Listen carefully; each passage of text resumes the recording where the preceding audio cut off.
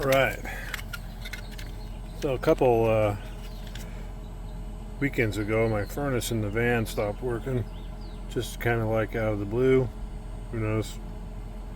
This thing is old. Although everything seems to function, stopped working. So I went and got a Dometic one. Obviously not completely done yet, but the furnace works. Yippee! There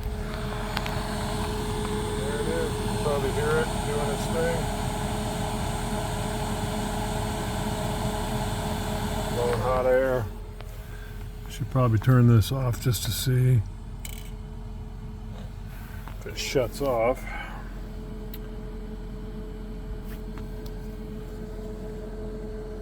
That's pretty cool. I like it when stuff's easy. Anyway, peace out.